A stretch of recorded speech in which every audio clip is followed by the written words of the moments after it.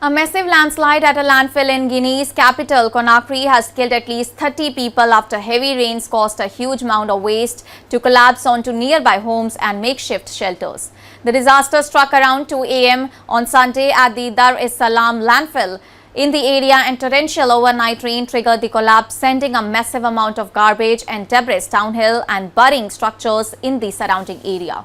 Well, according to the Guinea government, at least 30 people were killed, 6 people suffered serious injuries, while another 16 sustained minor injuries.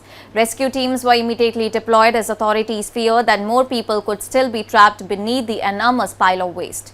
Excavators and heavy machinery were used to clear the debris, search for survivors and recover bodies, and several homes and informal structures were destroyed in the collapse.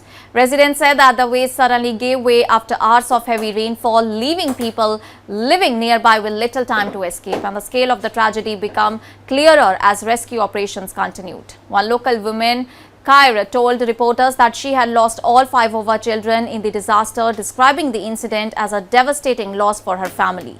The tragedy has also raised serious questions about the safety of the landfill and the conditions faced by people living around it. Authorities had already identified the site as dangerous, particularly during the rainy season, and Dar es Salaam landfill was reportedly scheduled for closure, and the government had planned to relocate waste to another site. Families living near the landfill had also received eviction notices because of concerns over possible landslides and other dangers. While many residents had left the area, several families remained when the disaster occurred.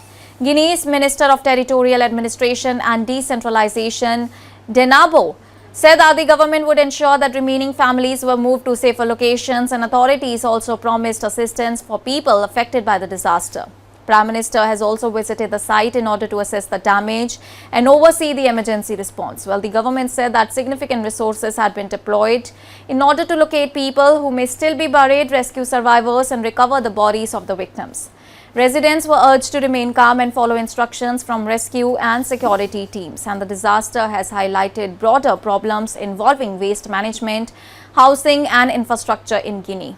The country is rich in natural resources, including bauxite, iron ore, gold, and diamonds, but poverty remains widespread and many communities lack safe and affordable housing.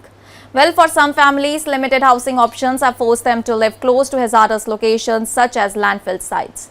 And during periods of heavy rain, unstable waste dumps can become particularly dangerous, and the incident has also prompted calls for an investigation.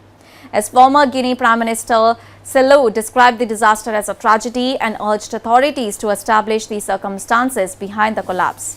He also pointed out that the landfill was reportedly due to be closed around the time of the disaster, and with the rescue operations continuing, authorities are searching for possible survivors while providing medical treatment to the injured.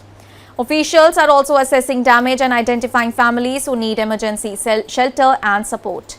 The Conakry landfill disaster has exposed the serious risk faced by communities living near poorly managed waste sites, and as Guinea mourns the victims, pressure is growing on the government to accelerate the closure of dangerous landfills, improve waste management, and relocate vulnerable communities to safer areas.